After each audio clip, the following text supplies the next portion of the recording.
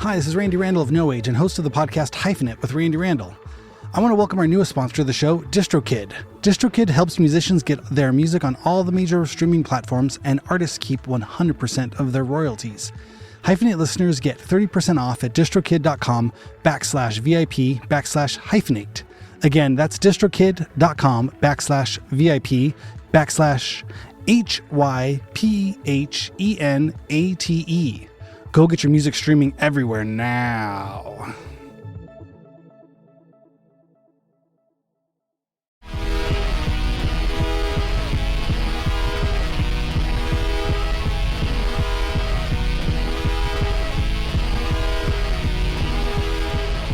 What is happening? Thanks for tuning in, downloading, streaming.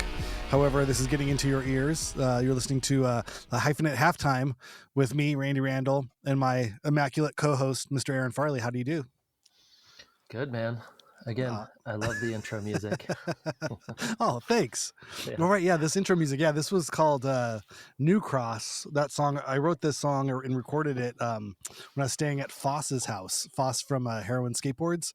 Oh, yeah. He had a little apartment in England, and gosh, I don't know, 10 years ago, I was on tour and I decided to stay late or I decided to stay later than the rest of the band. Like everybody flew home from London and I house sat for Foss for like 2 weeks in London and had a little audio, had a little recording set up when I was just kind of recording myself. So that was one of the songs that came out of that session. Amazing.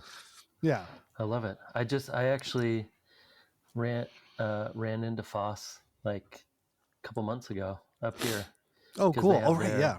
They have their cabin, in the area, and then his wife does ceramics. Yeah, was it Black Rainbow? So they were like selling. Give him a shout out. They were selling some of her ceramics at a table. Yeah. And I looked over and I was like, "Oh, that's Foss. I've met him a couple times." I know. I gotta have him on the pod. Oh man, he'd be a good one. Talk about stories. For days. Yeah. When he first moved to America, I helped him it was early days of podcasting, but there was something about he couldn't play music. You couldn't like play music on podcasts then or something. Right. Yeah. There was some issue with it. So we did it as like a streaming radio as part of like K-Chung radio. We call it Foss FM. And I kind of helped produce it. We recorded a couple at the Gaucho's studio downtown before we hooked up with K-Chung, and then we all had a show on K-Chung for a little while. Oh, that's amazing. Yeah, I remember those days of because Jeremy Weiss and I had a show on Kill Radio forever, which was all streaming at that time, and there were no rules. and I mean, I was trying to think about the other day. It was like 2002, probably 2003 when we started that, and they had it was when streaming had just started, like Winamp and all of that technology. Is that even considered streaming? It was so spotty and so slow, and like even connections were so slow. I don't know if you could really stream it as much as you could like drip it from the dial-up or something. It was a slow stream. Yeah, the downhill was not very downhill. No, but it was streaming. Yeah, it was like a pond. It was like a pond of information. Yeah, with nowhere to go. Kind of stagnant. Kind of come. You could get part of it. Winamp.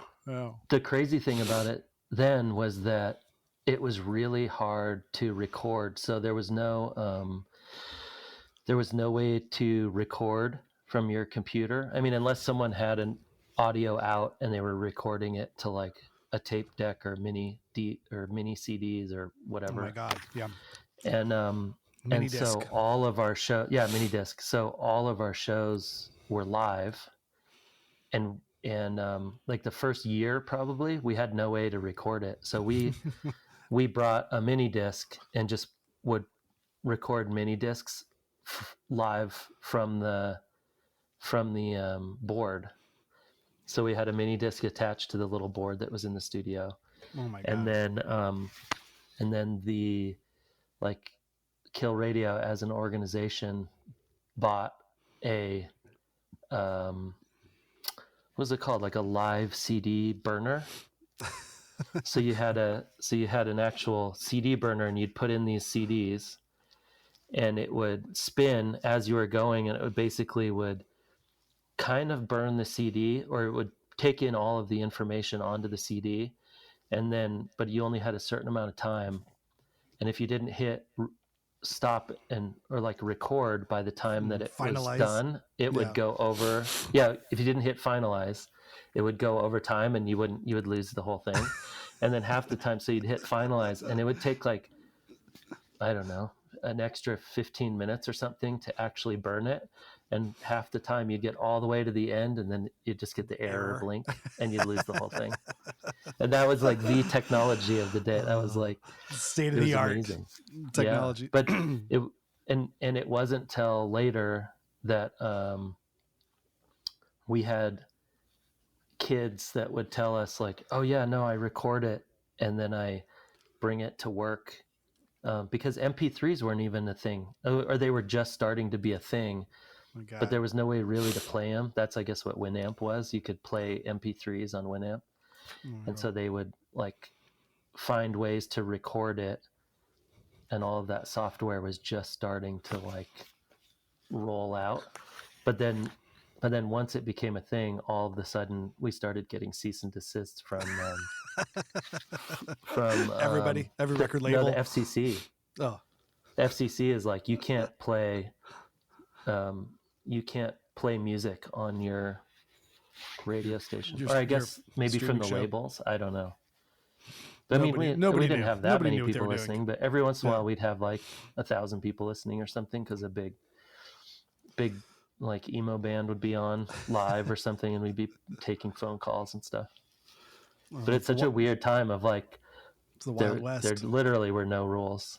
And then and then at one point we had built, because we were streaming, and so we were like, well, what if we just took a computer and put it in someone's house who lived on the top of a hill, and made an antenna, and then we actually broadcast like pirate radio, but it was from our radio show, and we would never get in trouble because the wires were not attached to the studio. So for the rules with the FCC was to get the only things that were illegal was whatever was attached to the antenna.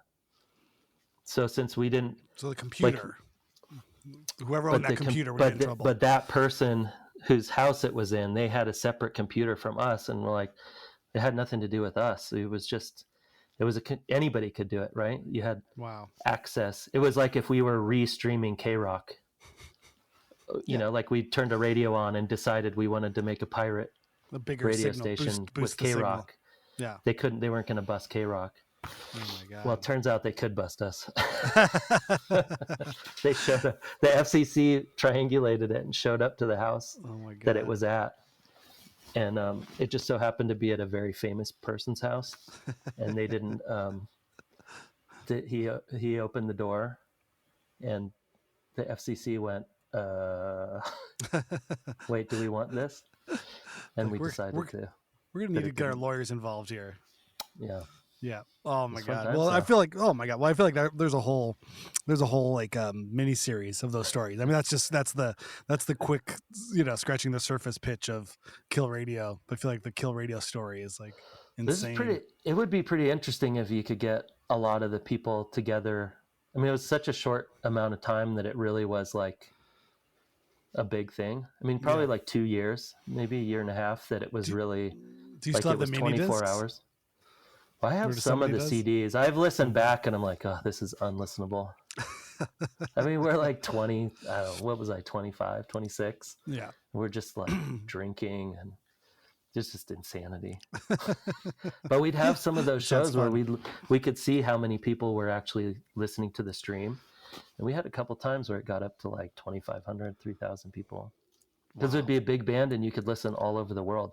So then we ended up having a lot of fans in Australia, because our show was at like 10 to midnight on a Monday, which was right in the middle of the day on a Tuesday in Australia. So all these people would listen at work.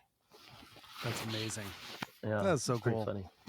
Fun times. Yeah. But I feel like that brings up this the George Chen Yes. conversation, Yeah. because This everything week. he did is like so DIY, and every time he's like, well, then I did this new thing, and I decided to have a record label, and then I worked for Jello Biafra, I worked at Alternative Tentacles, and then Jello and I did a comedy skit, and then like, oh my god, I know it was George amazing. Chen kind of is the Forrest Gump or the Zelig of the indie world, or Is he the really? DIY world. Kind of, you know what I mean? I feel like he's been around so long, and like you say, he's definitely jumped around from outlet to outlet or to venue and kind of had his hands, especially in the Bay Area. I feel like he's kind of a Bay Area DIY legend. That's how I kind of first got to know him, as playing shows in San Francisco and Oakland and Berkeley. And he would either be in the band or be booking the show or putting it on, or he'd stay at his house, or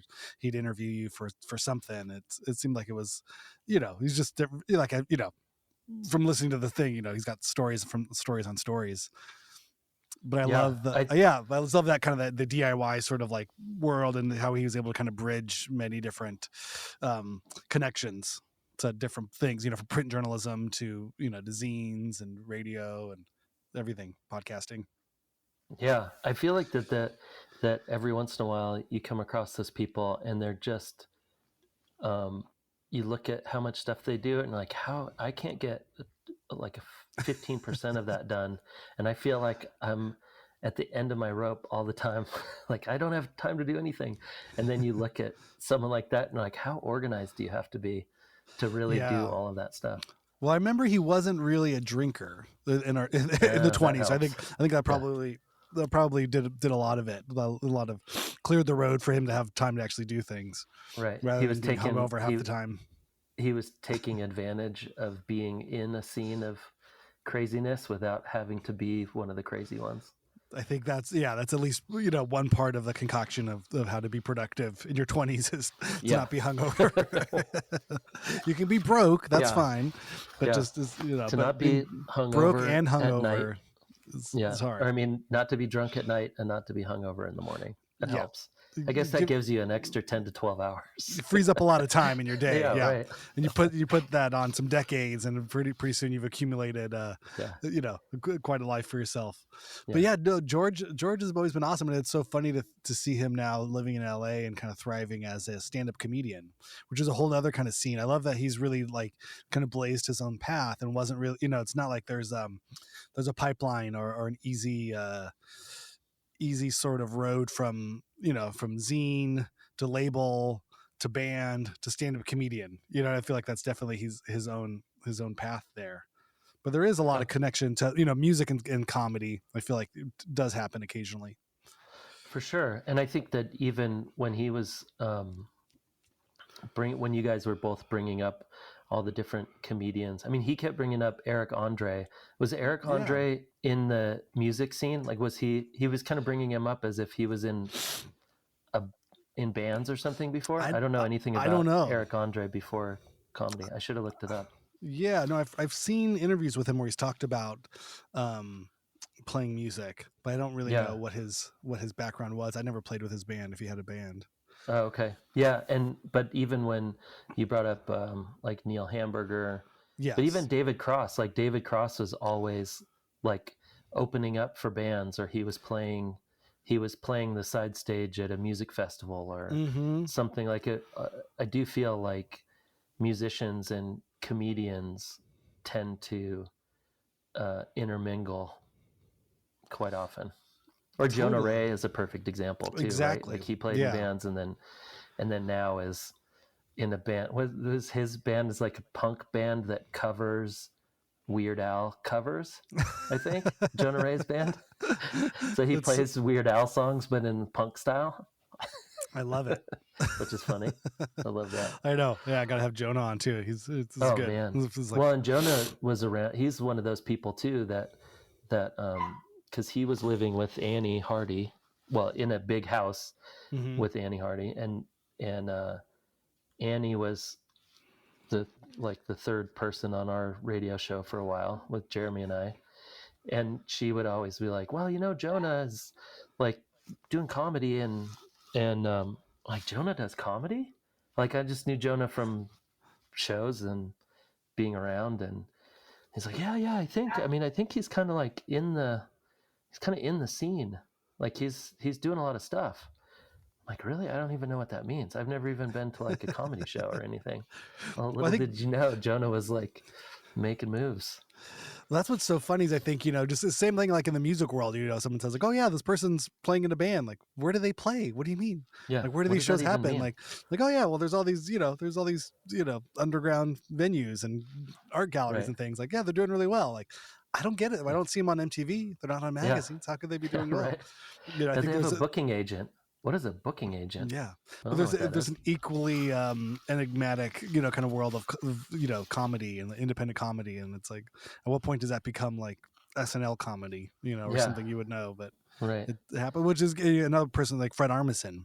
I feel it was like Oh, somebody exactly. I saw him open up for Shellac, the Knitting Factory as a character, and then Well, and he played. What was the band that he played in the Chicago? He was a drummer in a big Chicago band in the '90s, right? yeah, I think In Trenchmouth. that scene. Yeah, I didn't What know is it? them. Trenchmouth. Yeah, Yeah, right. I didn't know that band. I've Yeah. heard it kind of just referenced as to him, but it's a funny one how that. Yeah, I feel like he's definitely probably one on the more successful sides of that crossover of independent music to yeah. Again, though, a drummer, mainstream celebrity. right? Maybe that's the trick. Maybe it's the drummer to comedian conversion pathway. Yeah. Oh man, yeah, but yeah, no, it was definitely fun. Oops, sorry, I hit my mic. It was fun to sit down with George because he was one of the first people that I remember learning about this podcast thing. Probably staying in his house in Oakland in like 2005 or 2006, whatever, early days of podcasting. I think the iPod itself had just come out, and then there was it was like you could make radio shows for the iPod, Yeah. which I feel like is such a it just seems so weird. I think the iPod itself was very kind of still inscrutable. I think from a certain level of like, wait, you just put like, but where do you get the songs? Like, how could you know what I mean? Like, you could. I remember, I don't know if this happened to you, but the early, like buying an iPod and then somebody would just give you or let you borrow a hard drive. And you get all of their music collection.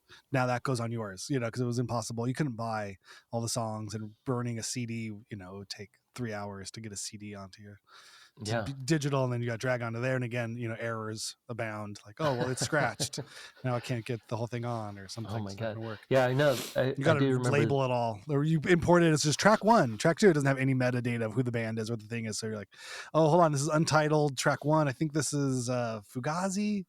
Wait, which untitled track 1 is this? Well, and then you had an iPod that was like, you could hold 1,000 songs. And then, but there was no way to get 1,000 songs without buying stealing like a them. CD burner or whatever. I'm like, but you're not allowed to download music. Right. Okay. Where do I get it from? Oh, you have to buy this, like a CD ripper. Oh, where do you get one of those? Well, they're not really, you have to buy this cracked software to get the, to get the songs off the CD because it's copywritten. We all became hackers. You got to buy it from iTunes. Got it. $1 a piece, huh? It's $1,000. Yeah. For 1,000 songs. Nice try. Yeah. Good job, buddy. Yeah, I think I bought 3 Sparks records at some point in the last 20 years, and then I had the free U2 song. Like if you look up your what's in your like iTunes store or your iTunes like collection. I remember for a while I was like, okay, no, I want to buy a record. Like I want to buy a Sparks record, and I'm like, oh, I'll buy another one. Like it was like one weekend, and then I was just like, why the fuck am I buying music? This is Can I just call my friends? Someone's got to have this on a hard drive. Yeah. Way easier. Yeah. I don't want to start buying everything that I have on record or on vinyl, just, spending another $10. Dude, I forgot about the U2 debacle of the Songs of Innocence. You get free U2 or free songs from U2 that are on your iPod, and everybody just lost their minds. Even though you could just erase them if you wanted to. Like this is invasion of privacy. Well, imagine if you I like can't believe. Yeah, you woke up and suddenly had a large, YouTube poster Oh in my your house. God. Like, I didn't have that in the morning, It's just honey. Did stuck you there. did you put the YouTube? There's a YouTube poster. We'll just throw it away. Yeah, but how do they get in? How do they Yeah. put it? Like, they just feel How'd more they get fucked here? up that wait. Yeah. And the neighbors have it too. Everybody has it. Yeah. Everybody has this YouTube Wait, does poster. that mean that they're watching all of the songs that are on my iPod? And also, Interesting. if they could do that, then why don't they just give me all the songs? Like, why do they just give me Yeah, those right. songs? Like, if they could just give me any songs, just break into my device and give me one song. I do feel like that was the time where U2 was still kind of always rising a little bit. They always had like a record come out, and once that happened, it became like, all right, Boo. this band's gonna plateau now. They're not going any bigger. You That was can the play Jump the the Shark. Biodome or whatever in Las Vegas, but everyone's gonna go, okay. Yeah, you still gave away all your records. Yeah. Remember that time you broke into my iPod? I'll never forgive you. I mean, I wonder if people still ask them about that now. Oh my God. Yeah, I think, but yeah, I mean, the adventures of digital media, you know what I mean? It was definitely like, or the other thing, yeah, I think I bought an episode of The Daily Show in Oh, really? 2009. That's amazing. They had that on my iPod because then you could buy the iPod that had you could play video on it. I was like, cool, okay, I want to watch a show. What am I going to watch? Okay, I like The Daily Show. Okay, Jon Stewart. But I didn't understand the repeatability of an interview show. Isn't you kind of once you hear it once or see it once, Yeah. you don't really need to own that episode. No. Yeah, and then people were like bands were trying to sell their music videos and stuff. Oh, could that ever work? I never saw that. I just remember that at the beginning. Remember how big ringtones were? That was the big money maker forever. The ringtone was. I did spend money on dumb ringtones. Yeah, people were making millions just on ringtones. Oh my God! What was your ringtone? Did you buy a ringtone? I never had one. No, I don't think so. Did you ever have one? Oh my God, Lila had a really funny story though about. So she went. She's really into scary movies, and they were having down in. I think it was in Redlands. I don't know, Ontario, Rancho Cucamonga, something down there. At the one of the movie theaters, they were playing Exorcist for like $3, like $3 movie theater. And she's like, I want to see The Exorcist. And we went back and forth. I'm like, I remember The Exorcist being really crazy. And you're only 14. I feel like you might be a little young. But then she talked me into it. Oh my God! I don't know. I don't care. She went. Age she was like, I mean, it wasn't even really scary, and it was pretty boring. It was like 2.5 hours long. There were like 3 good scenes. Oh my God! I don't like. It's so weird that those things that were so scary, like even we put on what was it? Oh, Nightmare on Elm Street. Oh yeah. And it was laughable. Like it was to so her? Not. Or to you? To everybody? To her, to me. I was like, oh my God, this is so crazy. It's so dumb. And I'm like, I remember this being the scariest, like, no, I'm not watching this. I can't do this. This is so crazy. And she was like, yeah, it was super funny. We were just like laughing the whole time. But then during The Exorcist in the movie theater, there was like an old guy in their row watching, and he had fallen asleep. And during one of the scenes, like the exorcism scene, like right before when it gets really tense, his phone went off, and it was like a Taylor Swift song. I was like, and it woke him up, and he's like, oh, and he's fumbling for his phone, and her and her friend are just sitting there cracking up. She's like, yeah, I think that's the best thing that happened. Those are the most memorable parts of this Exorcist screening. Part of the movie. That's amazing. That's amazing. I think I bought like a Star Wars ringtone. Had like the Jawa, like the Houdini, right? Yeah. Yeah. I had that, and I don't know whatever else options there were, but oh my God, there's so much of that world. You know what I mean? So just feels it becomes wax cylinders pretty quick. You know what I mean? When you think about it, yeah, it's like the technology. I mean, after a while too, it's weird. It's kind of like how in skateboarding, eventually skateboards all just became the same shape. You know, at the beginning, like everything was like, what kind of crazy shape are you going to ride? And you have that one that looks like a coffin, and then you're going to have the one with the gator that has hammerhead, like the hammerhead, and all of that. And then eventually it's like, nah, they're all just going to be popsicle shaped. Like let's cut the shit. Standardization. And, I feel like that's what happens now too. It's like, nah, everything's just going to look like an iPhone, and you're going to be able to play music and movies, and eventually everyone goes, oh wait, what are we doing? Oh yeah, okay, I guess we're just like watching shows and music again. Listening to music, watching shows. There's nothing. The excitement and the craziness kind of got moved out in the interest of the boring perfect profitability. Yeah, but I feel like, but it's still, I think it always, the way you deal with your media, I think it just says so much about your generation or your time or that relationship you have. Always, it's still like, we'll always be the generation that went to a record store and bought, Totally. whether we're buying CDs or records or tapes or whatever it was. You still had to go to the physical brick and mortar. Like, I think we're just, because that was what we did as teenagers, and that's what it's cement, and that's the music we'll always love is this shit you listen to from 14 to 25. Yeah, that's it. Maybe down to 11, 11 to 25.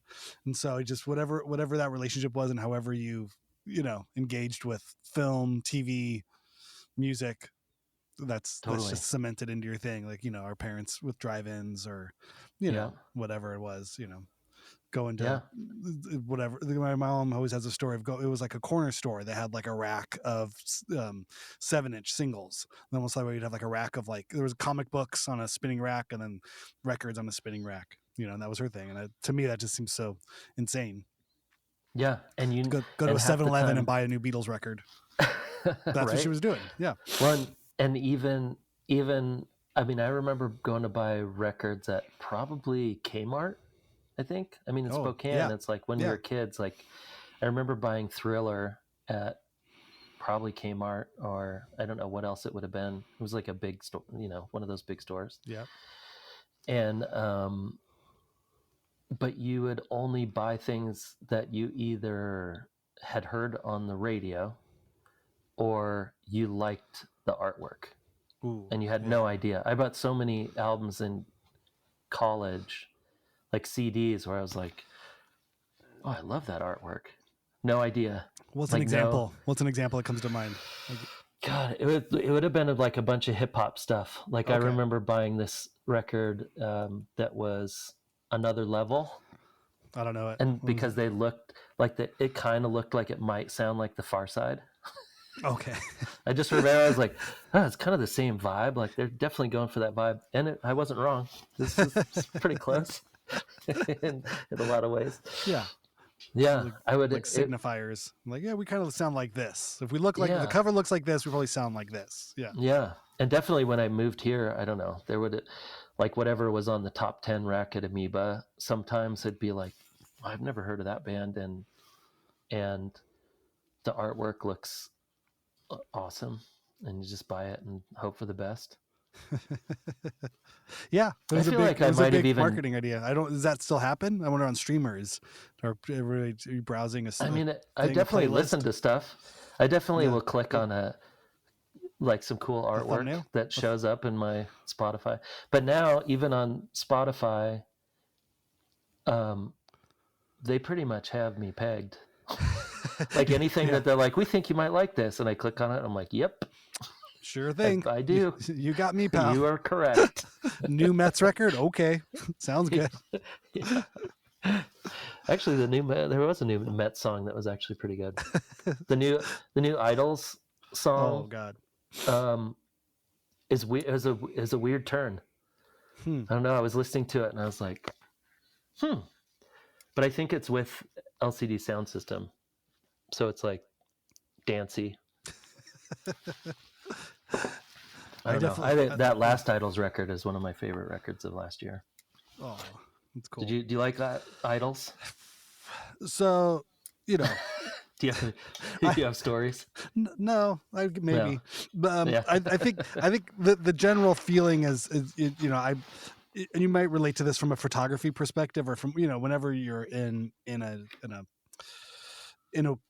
business sort of setting or Yeah. something, what I mean, and you see the forest for the trees, or Yeah. you know how the sausage is made. It's that kind of Mm, feeling of like, oh, okay, yeah. I see what you're doing there. Of all the options you had in the world, I feel You went as for that one. someone faced with a similar blank canvas in a similar Yeah. place, and go, I can choose anything. I choose to go this way, and then you look at someone Yeah. else and go, oh, you made those choices to go that way. Got it. Okay, well, I get, but there's generational reason. I think at some point too, that's how you start to understand like the generation gaps in Yeah. creators of music or art or whatever it is. You're like, oh, but to you that doesn't, the connotations of the things you're hitting don't mean the Yeah. same things that they mean to me, because I Right. associate these things with this band, and With different you're stuff. you're referencing you know third generation watered down version, of a thing of a thing of a thing. And so Yeah. like, okay, but again, but at some point then you can't help but feel like a gatekeeping grouchy old man, like, you kids, like I feel, Yeah. like, if where you think about like the Descendants, sort of like an originator of like pop punk, I would think, oh cool, this band sounds like they're ripping off the Descendants, which is Yeah. fine. That happens many many times over. It's not bad to rip somebody off.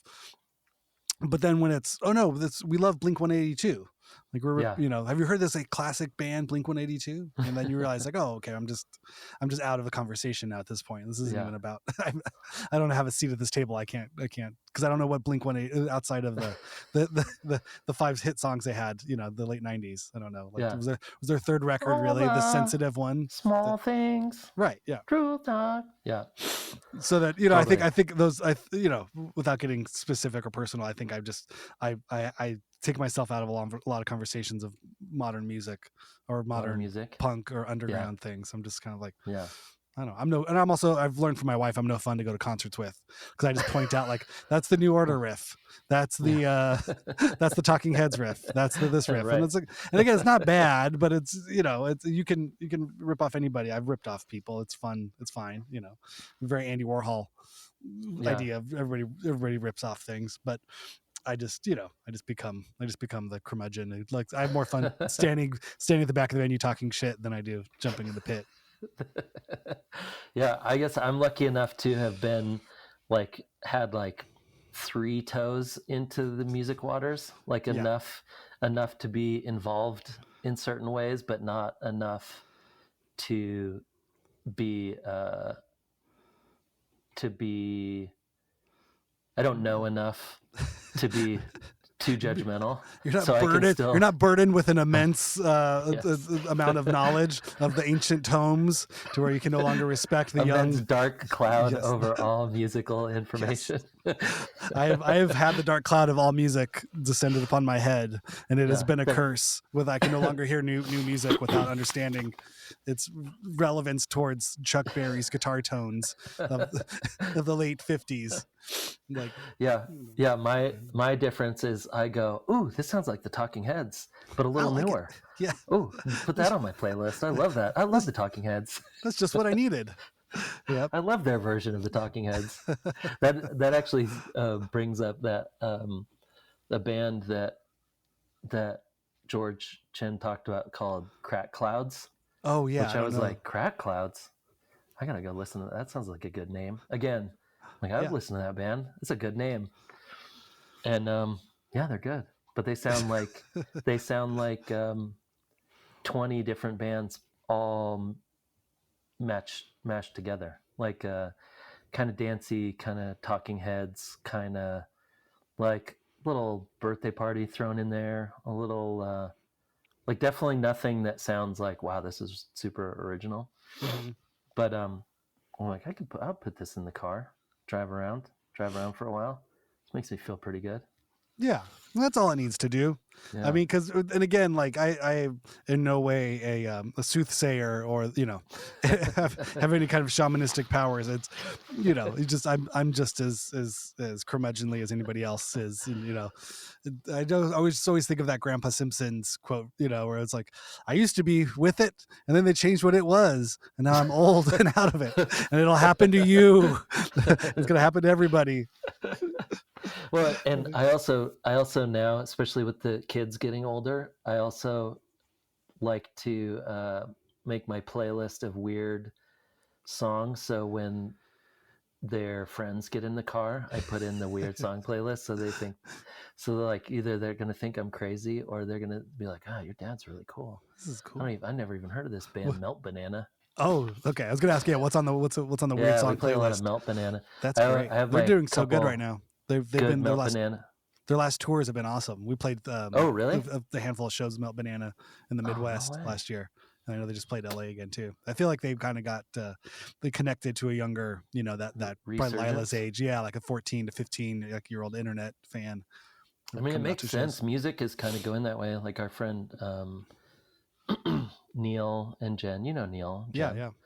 Their son Tate plays in this band called One Way Mirror that's in Pasadena, and it's full like emo hardcore, like 250 kids in a garage jumping off the like hanging on the rafters, and like they're like in it 100%, like they're going on tour and playing to all these DIY shows with hundreds and hundreds of kids freaking out, and like, oh good, this makes me feel good. I love this. It exists. But they're all into like so much. I mean, they just have like the research of the world in their fingertips, so they can just like, no, we love these bands. We love all of these crazy hardcore bands, but also these new bands. And yeah. But I think there's something, and I think it's that age gap now, or being a parent. Like I can see like, oh, these are my kids or my friends' kids, and they're coming at it with such an innocence. You know what I mean? Where I feel like there was the generation just under mine. I fucking hate all of those people. It's horrible. What the fuck is wrong with these people? Because they're acting like they just invented this thing, which I'm sure the generation right above mine says about me. You know what I mean? Yeah. It's like if you're too close, the generation just after you, you know, it's like, oh, you play so loud. It's like all those pedals. I get it. That shitty gatekeeping thing. I think that just happens, you know. But then you go two more generations below that, or two more, you know, things, and then you're like, oh, aren't they great? Look at them. They're just having so much fun. They're jumping around. I can appreciate that. But when it's the generation that's sweeping you off the stage, like, fuck those guys. You don't understand what I went through to get here. Yeah. Now you can just jump around and you do the thing, which is what I'm sure what I did to the generation right before me, you know, where like, fuck these kids. What the fuck do they think they're doing? Oh, you're just going to get a camera and put things on Instagram, and all of a sudden you got all these fans and you're getting work, you're getting jobs. Exactly. Oh, you don't know how hard it was printing a portfolio and sending it in the mail and trying to remember where it was. Yep. Like, nope. Instagram, here I come. Yeah, like, okay, old man. Yeah, I think that's good luck. That's the nature of it all. But I was gonna say, I recorded my friend Brian's son's band Ralston. The band was called Bloodshot, and they just had a record release party at the Smell, and it was amazing. And again, they booked the whole thing and did it all, and I was just like, I was able to kind of watch it and just be like, this is great. And there was a bunch of 14 to 18-year-old kids just jumping on each other's heads and having a great time. Then it was like, this is good. I honestly love anyone who can like get a big group of people out to do a singular thing with with a positive attitude, instead of like, hey, how many people hate this one thing? Let's go talk about how much we hate this one thing. Yeah. There's like there's like the opposites of that personality, and anybody that can turn being a cult leader into actually just being the band leader, and your cult is just your fans, and it's a positive thing. Thank God. I give them 2 thumbs up. You support the benevolent cult leader children. Yes. Yeah. Yes. As long as your cult just has to do with music and fun. Let's go. Yeah. All behind that. So yeah. Oh yeah. But I guess, getting back to George too, like the Cult of Zum has been great. they have a new collection, a new compilation coming out, and they're doing a bunch of shows here in Los Angeles and also in the Bay Area coming up in December. So I think that was part of why, I talked to George right around this time. He'd reached out and we said, oh yeah, let's figure this out. So just to kind of help get the word out about Zum Records. And yeah, I think it's really fun. I've always That's liked awesome. how eclectic it was. I feel like it was a lot of stuff from the Bay Area in the beginning, but now I think he just kind of puts out anything that's just kind of weird. I think he's just kind of to his taste, to his, sort of curation bubble. Yeah, I love that. Again, the people that decide to just stick with the thing, and whether it's like not go for the thing of like, well, then I'm going to sell my record label and I'm going to try to get the biggest band, and I'm going to, like, people that find their kind of pocket and are able to find a way to make money off the thing that they enjoy and to keep it going, and not just to build it to the heights of however big you can make it, but really to sustain a thing that you love is, I think, really difficult. So it's amazing to when you see someone doing that and finding ways to just keep it going because it's literally what they love to do. Yeah. Is awesome. Yeah, no, I've so much respect to anybody who can run a label. I feel like even in this state, it was something I was never really interested in doing. I know Dean always had his label, but the idea of just having to the guy was always the not fun stuff. I liked the playing the music, the playing the shows, the recording, the writing, but then you got to figure out distribution and warehouses and manufacturing and printing and pressing. I'm like, oh God, that sounds horrible. That sounds like a job. Yeah. Like I like just the part where I play the guitar. Can I just do that? Can I just pick the guitar playing part and somebody else does all the other stuff? Like, yeah, but you have to give them half the money. Like, yeah, that's great. Yeah, half of what money? There's no money coming in. Yeah. Don't worry, half of zero is zero. I'm good. Yeah, it's perfect. Yeah, if you enjoy doing that kind of stuff, put a spreadsheet together. Great. Yeah. It's definitely a thankless job. I feel like even when there is any money that comes in, it just all goes out to the next one. I don't think I've ever seen anybody really make money on an independent record label. No, but it seems like it. A lot of times those things add to other things. I mean, I feel like it's kind of like making art or doing, like, most people who are making art are selling a painting every once in a while, or selling something, or doing a show every once in a while. But the majority of the way they make money is some kind of corporate job, or being a graphic designer, or like something like that. But then the art part is actually more for being a part of a scene and being that's your like tribe, or that's your group of people, or that's like what motivates you to keep doing all of the other stuff. And I feel like music is that way, or probably even doing a record label. It's like, well, this keeps me relevant in a scene, and it allows me to maybe support the bands that I really think, like, if the least amount you can do is figure out a way to get that person to get a small recording budget, or to put out more albums so they can go on tour, and you can make a couple bucks to pay for someone else's record or something, then that's enough to keep you kind of relevant in a scene in a way of like, that probably keeps him going to be able to do comedy, and because of all of his relationships. And I mean, because all these things really are just relationships, that, like, from music and everything, and touring, and like, if 100 people and 100 people know you, and you guys all respect each other, then you can figure out ways to keep each other going for a while. Booking each other's shows. I'll buy your record, you buy my record. Okay. Yeah, right. It does. Yeah. And if you get 3 other people to buy the record, I'll get 3 other people to buy your record. I'll book a show for you. You book a show for me. I stay on your couch, whatever. Yeah. But it is that thing, and those gets you down the road. Yeah, and there's like the lifelong friendships that are from that.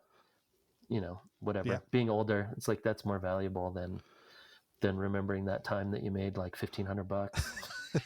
You're like, I made it. Oh my God, I have over $1,000 in my checking account. This is insane. Yeah, fuck everybody. I don't want to put out your shitty band anymore. I have $1,000. Yeah. I'm done. See you in retirement. Well, yeah. I guess that's, yeah, you definitely see that in the world, or who's in it for the right reasons, or for the reasons that make sense to you. You know what I mean? Where it's like the delusional people, like, oh yeah, I'm gonna put out records and make money. Like, okay, all right. Or say with like making books. I love Clint's. What is it? Totally. There's no money in books. There's no money in books. Yeah. What's it called? Deadbeat Club. Deadbeat Club. Yeah, perfect. Yeah. Like photo book money. Yeah, totally. But he's another one of those people too, of like started with zines. Yeah. And started working with really good artists, and AS220 from Philly. I know he'd be another good one. Oh my god, I feel like I got. He would be great, actually. A whole nother run of shows. Yeah. Yeah, because he also he's so meticulous. Like all of his, the way that he even does the zines, like he's a part of all of the editing and really thinking about every single page and the paper and traveling to different print, to get things printed in different places, and even for little zines or small books, and making sure that everything's perfect, and it shows. Like eventually, I feel like that's exactly the same as independent record labels, because you have all these booksellers that are making just a touch of money over the top to make enough to make another one, and then eventually, like, we should do a hardcover. Okay, do you think we can sell a hardcover? But then now, I don't know how long he's been doing it now. 15 years probably. Oh my god, that's amazing. And like, but it's very sustainable. But it bring up a good point though too, where it's that idea of like, if you're not going to make any money at it, then you might as well make it exactly what you want it to be. You know what I mean? That it's the kind of thing of like, even if you got to do it on the cheap, like, what is the best version of spending X amount of money that I can? Because you really, you're making it for yourself, which I guess is kind of similar to that sort of independent band or label or anything. It's like, yeah, let's make it exactly what you want to make it. I think, and ultimately, I think that's the feeling that comes across when you see somebody who's making something because they love it, versus somebody who's making something because they feel like this is popular or this is what's going to get me to the next level, or that kind of thing. And I think there's where I think that's the stuff when you're blood, sweat, and tears into something for years and decades, you can start to recognize the like, oh, this guy is a maniac and he's making this song or this album or this book or this art because he has to make it, because that's the thing that's coming out of him, whether he wants it to or not, or it just feels like such a labor of love, versus the like, well coiffed person's like, we're gonna do this and it's gonna fucking blow up, and then sometimes it does blow up, and you're like, well, they're not wrong, that's good for them, that's exciting, look at them, they wanted to be popular, and so they did the thing that would make them popular, and look, now they're popular. But there's just something that just feels, there's such a taste in the mouth, like, fuck this. But sometimes that is also those people's honesty, like their honesty is that they want to be famous, they want to make the best, like the highest selling song ever, and that can come out as also being honest. It just I think sometimes like that's that person, or they're just like a really good business person, and their honesty is like, how do I make the most money, and I also want to perform on stage with musicians. I'm like, okay, I'm gonna start a dance band. I'm gonna start a band that I'm gonna be Andrew WK, or like, and be like, no, I'm trying to be ridiculous. This is like, this is what I want to do. I would love to do this, or whatever. Right. I don't know.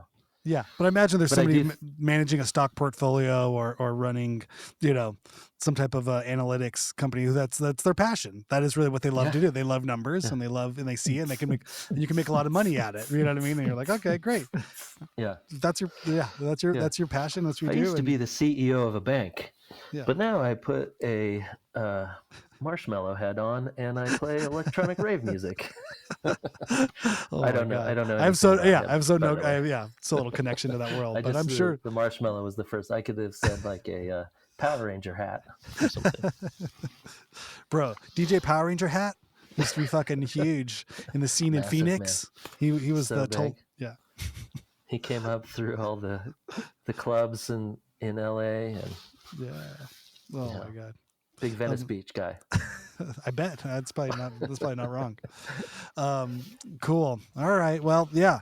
I hope everybody's getting ready for a Thanksgiving. You guys do anything fun for Thanksgiving coming up next week? Yeah, we're actually going to Spokane, so we'll be there a couple of weeks after you're there. Oh my God. Yeah. We just had a great trip there. We were just there and had so much fun. Yeah. I know we you went were to an just indoor telling me water about park. Yeah, it. it was great. It's amazing. And the kids didn't throw up at all the whole time. We didn't all good. have raging coughs and Wow. sinus infections. I do remember that. I have been to that water park with the kids in Idaho maybe 5 years ago. And it is one of those places where it's like, yeah, it's fun. The kids love it. And then you get in the water and you're like, what are the filters like? They must have big filters. The filters are bigger than the water park. You would have to. You would have to, right? Someone knows what they're doing. It's pretty warm in here. Right? I feel like this is like a...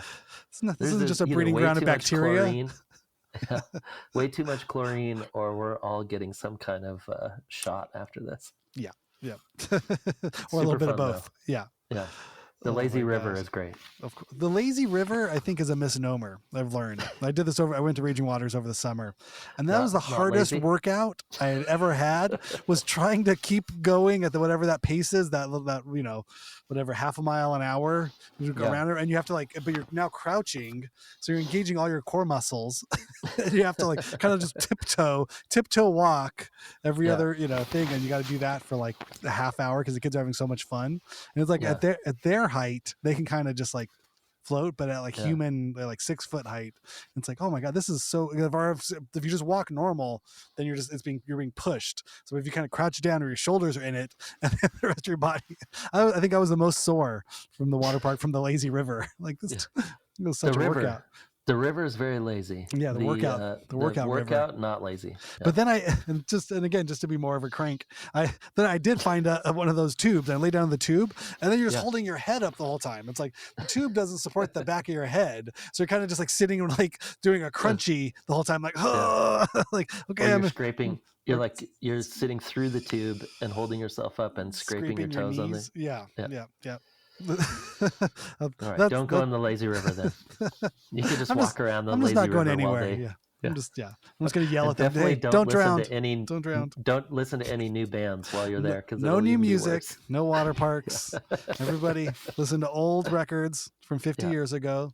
And sit in comfortable chairs with a reasonable type of running shoe that you never run in. Just because it's good for arch support and good for your feet. Exactly. No shoes that were designed after 1990, and no music that was designed after 1990.